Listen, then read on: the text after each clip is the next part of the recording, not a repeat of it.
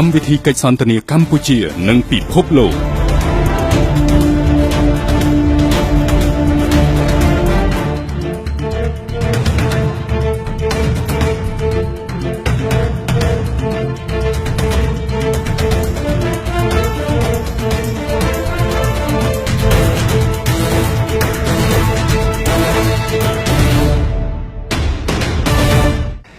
Good evening, Excellency, ladies and gentlemen. Welcome once again to Cambodia Global Dialogue.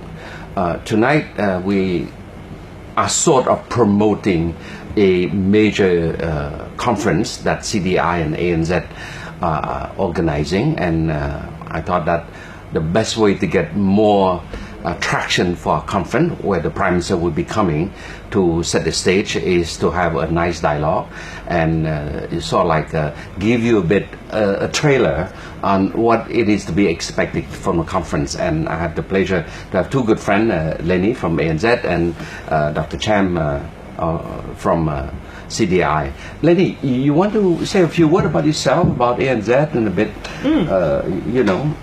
I'd be delighted to, yeah. So, I think ANZ Royal in Cambodia almost needs no introduction. And yes. ANZ across the region, across Asia Pacific and, connected into Europe and the United States also needs little introduction. Exactly. But, we've been in Cambodia since 2005. And have been at the leading edge of many innovations in Cambodia. Maybe introduce some leapfrogging to Cambodia. Give me some examples. Some examples. Well, recently we have our clients connected host to host through the internet. What do you mean by that? Well, this is really interesting technology, highly secure. But imagine you're a very large corporation with, let's say, several hundred or several thousand staff, and you want to pay them. You could connect via our internet banking, where you go in and you upload a payroll worksheet, and then we will collect that through the internet and we'll pay it. But the other approach could be, you could be sitting in your office with your payroll system saying pay through the internet with no other human intervention. The whole thing happens. Wow. So we've introduced that to... So that's ANZ latest innovation. Yeah, we have that here. We've had 15 clients using that, 15 very large clients using that here in Cambodia. But, we before we came here, there was one ATM in Cambodia. We introduced 100 pretty much straight up. All right. Which I think is important in terms of a sense about what you can do if you're really focused on doing new things that are good for the market. I see your iPad there. Yes. And it ran out of battery. well, see, that's the downside of technology. But recently we introduced some apps for our clients as well. So if you're a Cambodian importer importing steel from China, you want to know what's the Trump bump going to do to the US dollar, and what's it going to do to your business, your P&L. So with our apps on the iPad, we take your business, put it into the iPad, and we can tell you, you've got this much profit at risk because of the Trump bump. Oh, wow. Because the US dollar will get stronger this year, and we can help you hedge that, or we can help you with some solutions around it. So we've introduced a bunch of apps this year to help our clients manage their businesses better. Wow. So many things on the go. Yes, many things. Well, Dr. Cham, I call you Bong, right? Private sector, think tanks. Thank you. Always glad to be here. Hello, Leonie.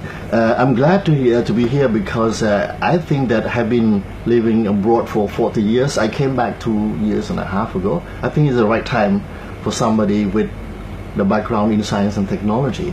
Certainly, coming to lead CDRI was a great honor and privilege. For the last 25 years, CDRI focusing on policy, and policy, rightly by that time, it's about fighting poverty, decentralization, good governance, and many other things in agriculture. But at that time, we can understand that the technology was not in the air. And when I arrived here, I heard a lot. You know, the Minister of Education was pushing on introducing STEM. Science, technology, engineering, mathematics, education is a mindset, you know, scientific mindset, technological mindset, and all this will help in getting the right policy in order to help, particularly in the case of industrialization. You know, the IDP, the Industrial Development Policy, was launched by the government last year, but when you see industry, mean technology and the science behind and the science associated with it. So with this, it is this year also for this Outlook Conference 2017, we have selected the global value chain, you know, and Cambodia need to move up to that because we have reached a certain a level of development that allow us to move to the next phase and think of the next phase. And science, technology, innovation, I'm so glad to hear Leonie mention about that. Internet has changed a lot in the way we learn. We talk about mindset. I remember when I look at the higher education system in Cambodia 20 years ago, when I did my PhD, I mentioned that maybe internet could be a tool for learning. So this is where we are now. And the Outlook Conference is great because you have all the top and elite policymaker, people from private sector, academia, vocational training. But let me interject a bit here. You know, I'm pleasantly surprised to just realize that it is our 10th anniversary. It is, yes. You know, because we started 2007, now we're 2017, and ANZ has always been our privileged partner. What, predate your arrival, but the conference is, celebrating its 10th year. So I think over the last 10 years, the Outlook Conference have touched on many pertinent annually based, issue, pertaining to Cambodian development.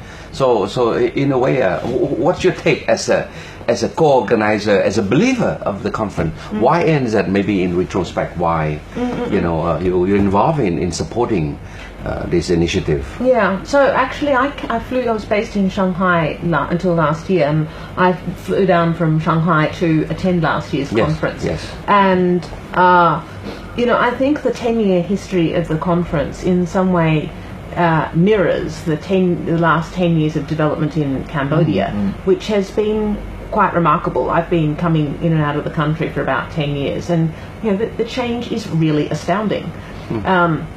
So I think that when you've got a very fast pace of change, it's important that there's the opportunity to step back every so often and consider where are we going, how are we going to get there,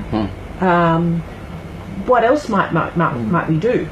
Are there alternative scenarios that we should think about?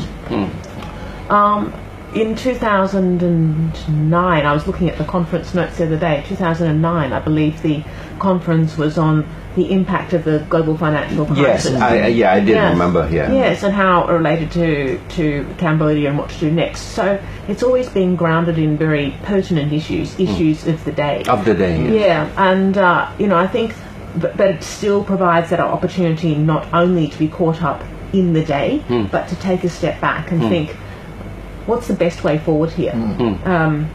What's a practical way forward? Yes. And that's very ANZ, as I said, is very, very keen to provide thought leadership, together with peers, of course, to have solutions that add value to the country, that add value to our clients, for that matter. Yes.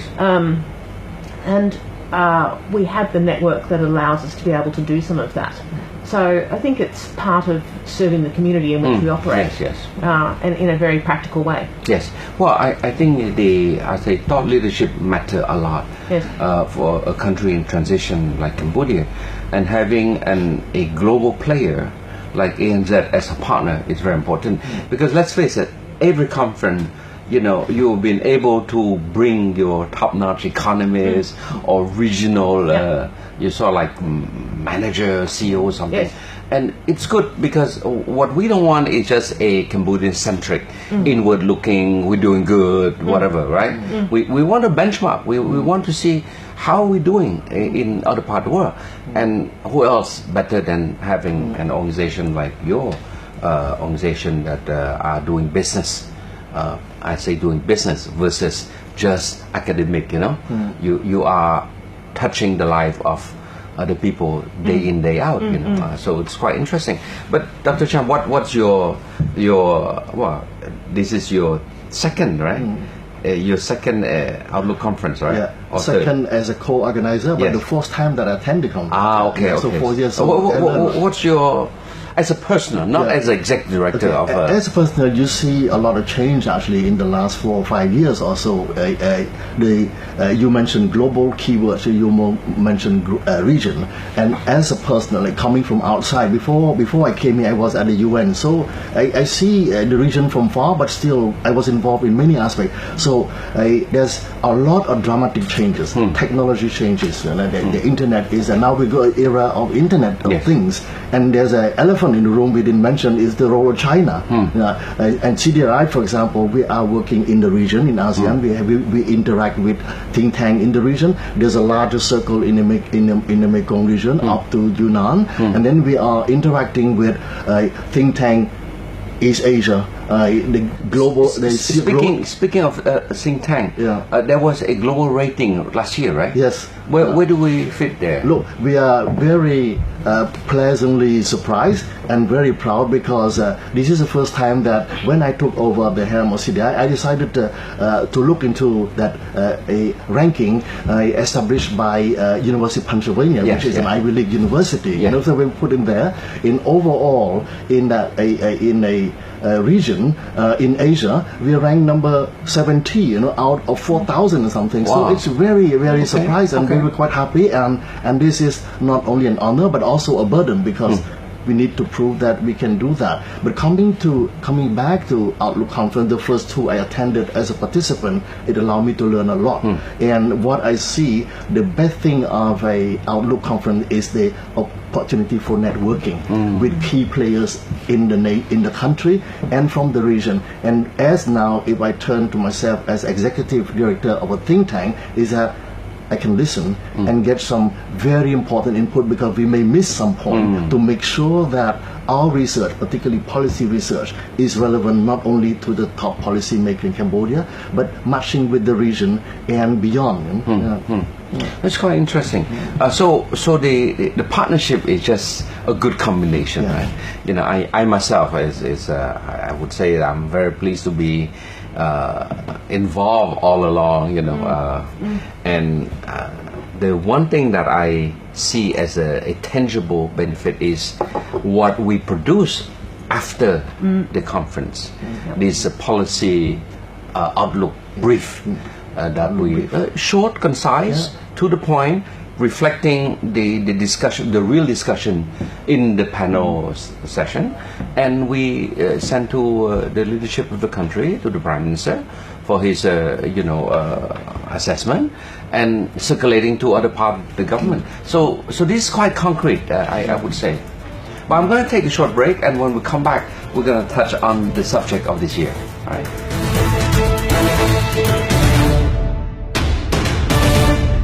Lenny, we're focusing this year on the topic of digitization, right?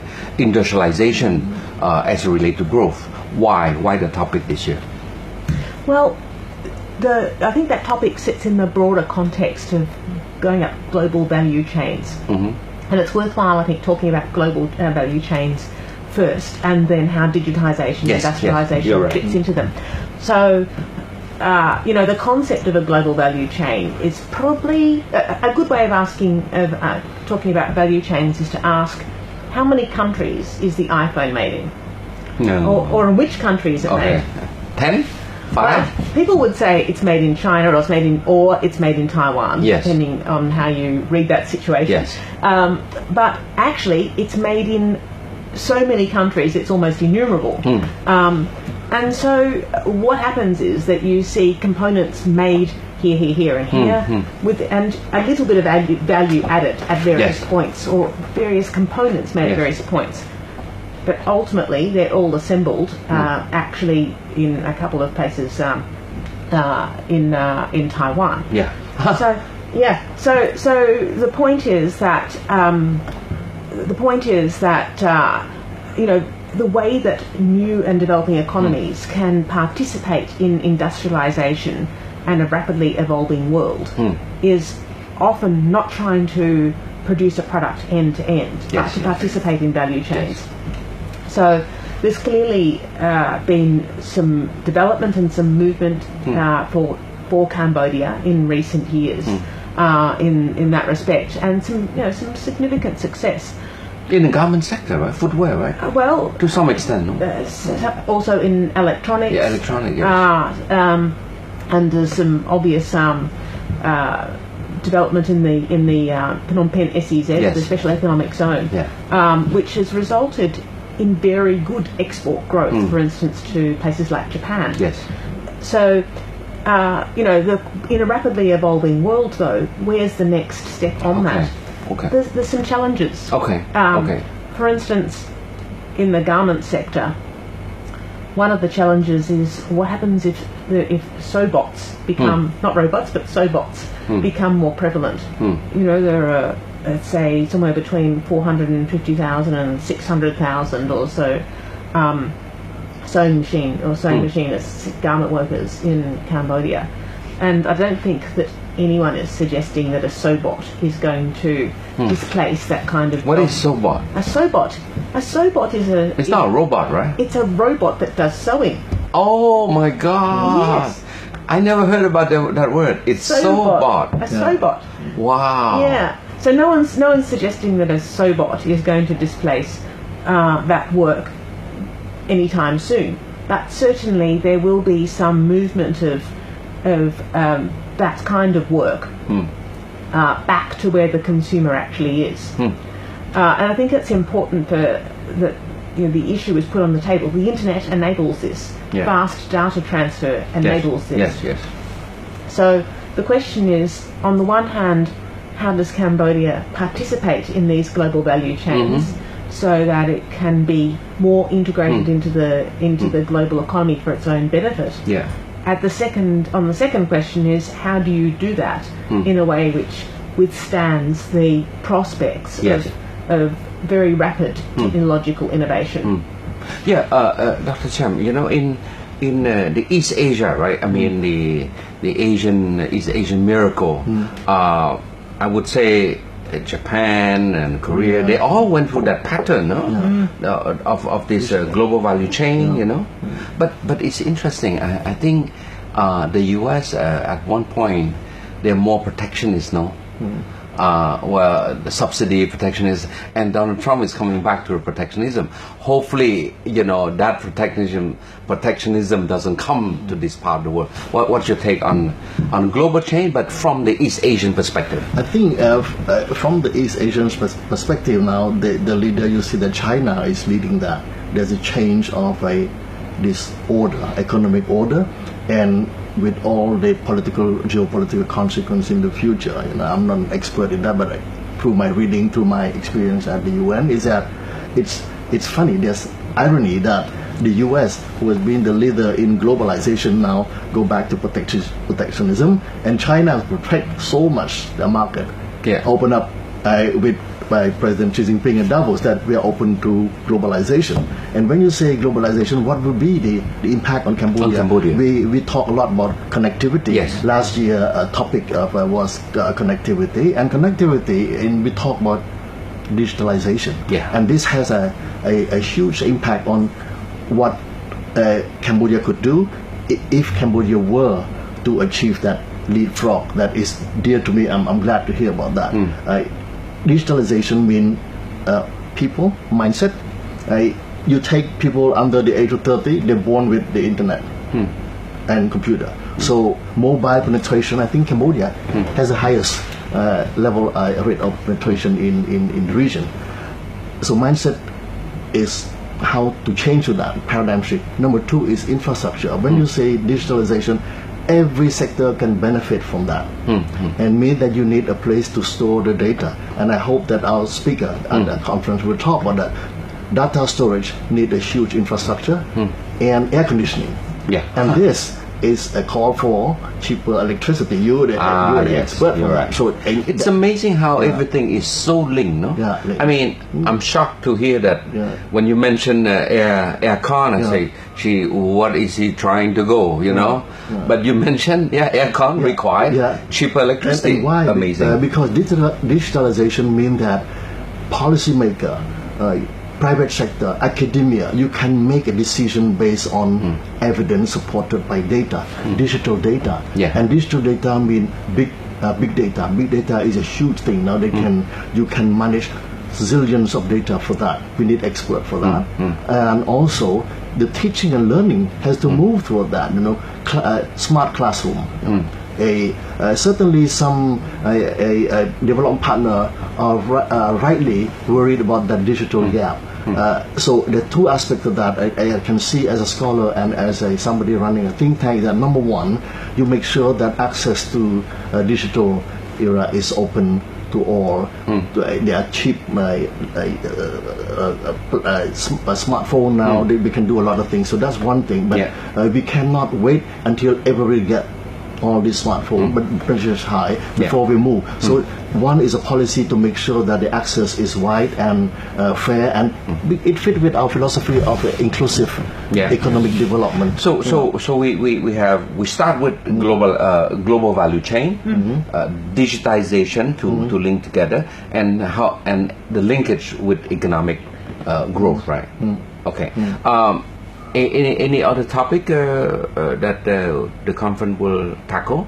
How about human resource development? Well, I think it's important to think about human resources in the context of present-day Cambodia as well. So if you think about global value chains, and if you think of, that means participation in global trade flows. And Cambodia's trade flows have grown at about 16% between 2005 and 2015, which is more than 3 times the global average. A bit below Vietnam's growth, for instance. So the ASEAN as a whole and the Mekong region is growing extremely quickly.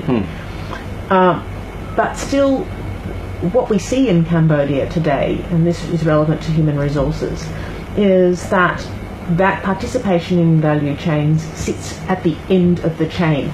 So for garment in the garment sector, it's garment construction. It's not the production of fibre. It's not the production of much of the fabric. So it's very downstream. It's downstream and labour intensive. So Cambodia's manufactured exports are 85-90% dependent on very labour intensive activity. And so it's important from a human resource perspective that works in the present context and has given employment to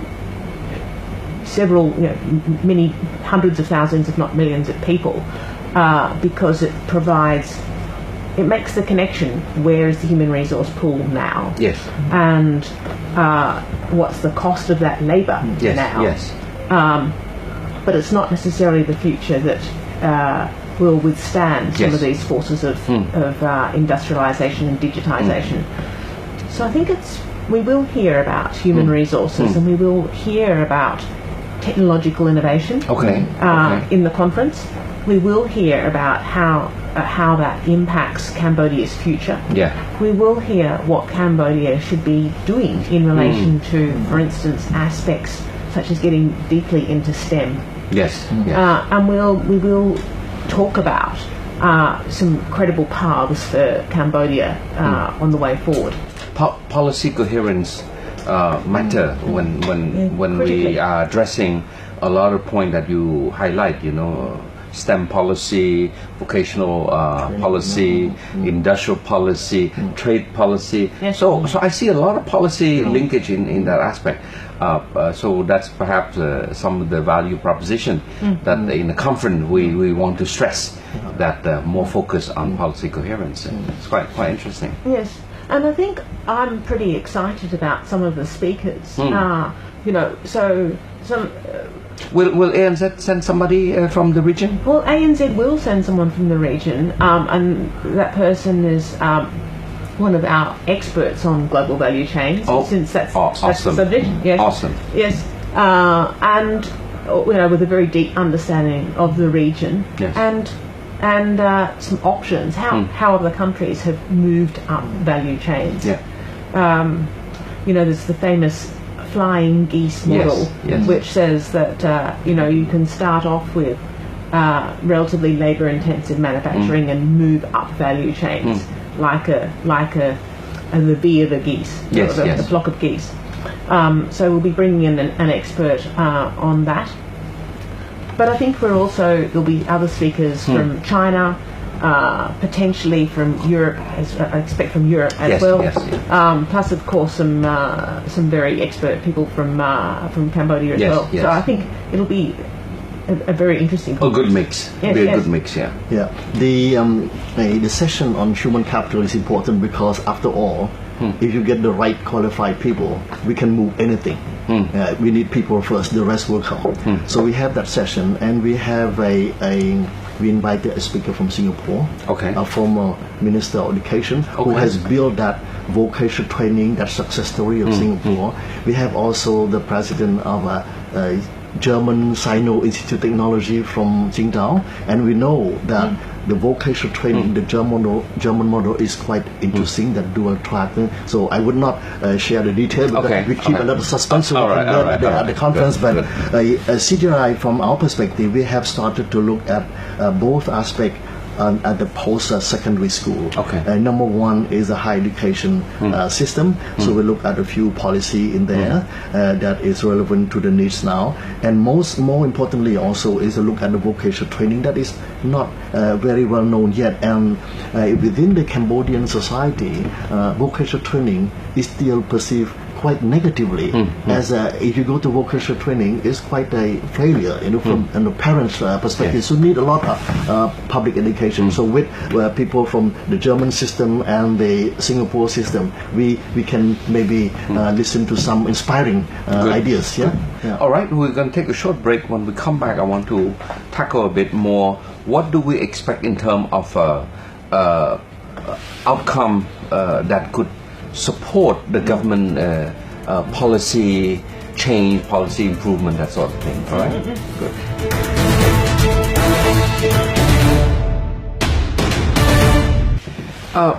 Lenny, Monty, one of the outcome that of the conference is a policy brief, right? And the policy brief, in fact, serves as a tool to provide input, right? What we're not doing policy, but we do provide policy input. What sort of policy recommendation you think we could hope that the speaker, the panelists, could think out loud that they can use to support Cambodia development of a global value chain? What do you think? I think first up, it'll be really helpful if the panelists and the speakers understand that Cambodia has a plan and is moving forward. So the policy input should be an elaboration on that. Deepening And potentially accelerating, helping with the acceleration of that. It's important that it's recognised that the progress in recent years has been actually remarkable.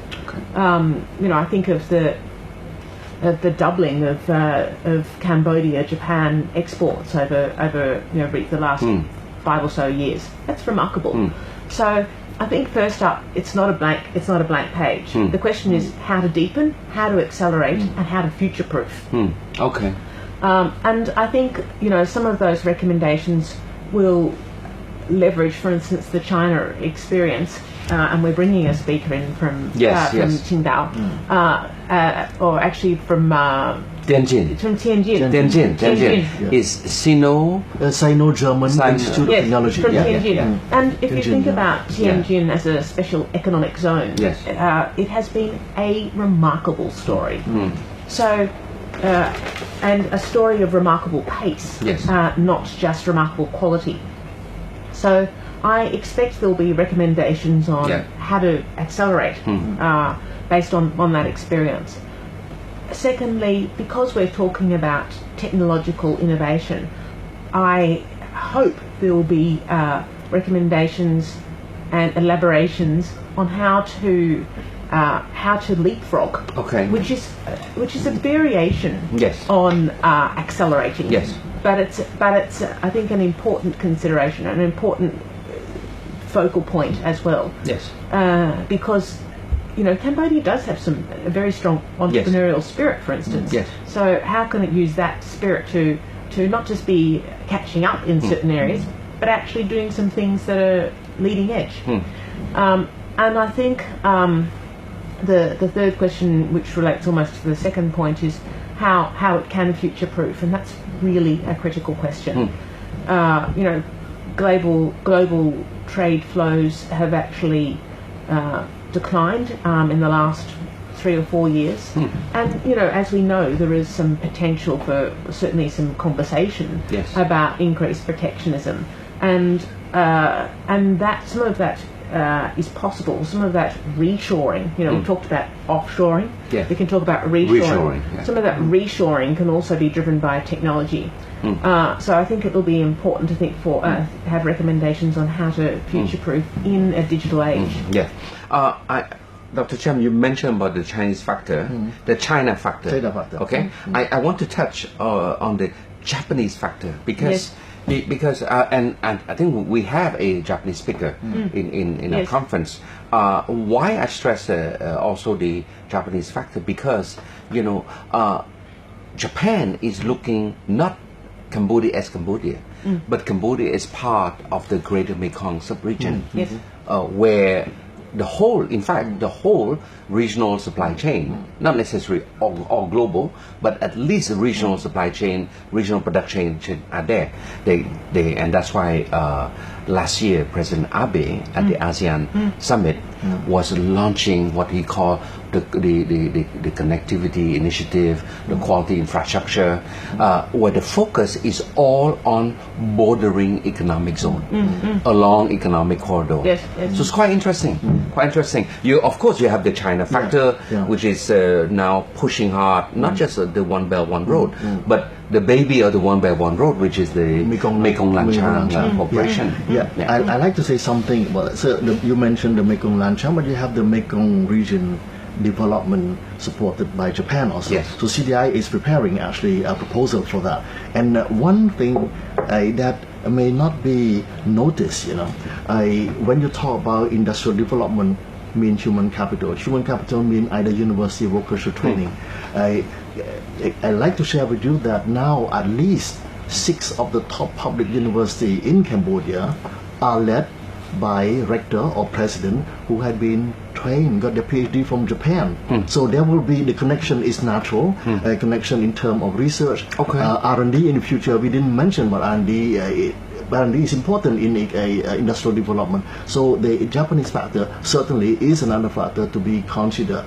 And from the perspective of the output from this, as we used to work together for 10 years, go to 11 years now, is that we will produce that outlook brief with some recommendation. And for our researcher at CDRI, certainly through the interaction with all the partners, normally we don't stop that. We engage continually with those stakeholders from the government, private sector. We have consultation meeting after that. And the goal for us is, number one, to make sure that we are relevant to that. So we look at our current research and deepening according to the input that we get from Outlook. The second part, we may miss some point or some new point that are important about trade. You're talking about offshore, back and forth. We have to look at those aspects by looking at proposal for grant, to look at those aspects also to enrich the current and existing working in progress of our research. Well, it's an exciting topic. But to me, I think I feel that this conference will be a good contribution, particularly with regard to supporting the implementation of the IDP, which I think there's a strong sort of reference to global value chain, to forward linkage, backward linkage to the local economy. ANZ, of course, you are having clients who are involved in this sort of thing. for example, the ISI, group who are in the steel, they are in fact part, of the supply chain in itself right there. Yeah, and I think that raises another important point about where some of the recommendations could be in relation to investment. Yes. Because, as you mentioned, there's a lot of work on a connectivity strategy and on, let's say, regional value chains. Yes. And one of the ways that Cambodia can think about future-proofing itself is precisely using this developing connectivity story and this actually developing connectivity capability, yes, which is quite real. So foreign direct investment is a game changer. That I think underpins quite a lot of the development of the Cambodia-Japan export flows. There's also some recommendations, I think, around domestic investment into value chains so that Cambodia can go up these value chains. Yeah. There is, I think, sometimes a temptation to invest for manufacturing to invest in real estate. Yes. But what would be ideal in order to underpin this manufacturing development is to have more domestic investment, not so much in the real estate sector, but more in manufacturing. Yes. So what are the factors that would drive some of that to happen? Maybe related to tax, maybe it's related to depreciation, various other factors. I think there's so linkage to how fiscal and non-fiscal incentive could help redirect some of the foreign direct investment into sectors that are conducive to support the global value chain. Is that what you're saying? Exactly. Both foreign investment, which as well as domestic, investment. And that would be investment is a game changer. Yes. Foreign direct investment is a game changer. Yes. And I think that they will change the ability to participate now and for the future in value chains. I think, Dr. Cham, there's a clear role on CDI in that matter, not necessarily at this conference itself, but more as a post-conference, how we should conduct awareness training, capacity building for our Oknya, for our businessmen, to say, look, there are alternatives to just investing in real estate. Because, but to be fair to them, sometimes they say, okay, his friend did it, why not me? It's a catch-up thing. But we could say, though, yeah, they do it, but why should you follow? Because there are other alternatives. And what you just said, Lenny, is quite interesting. Again, it's back to, influencing the thinking process. And I want to add something important. You mentioned that we should try to educate or influence the private sector, the leaders, to invest in alternative sectors. But there's other point that the key to successful business and development is about highly qualified human resources.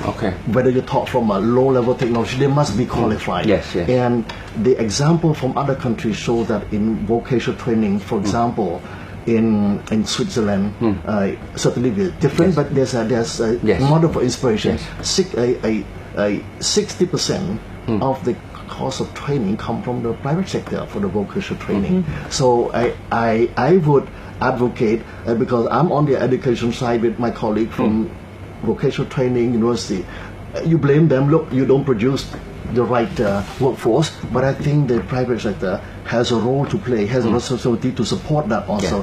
And next year we will have some result to share publicly with policymakers, is that we start to interview about 60 SME leaders about internship and apprenticeship.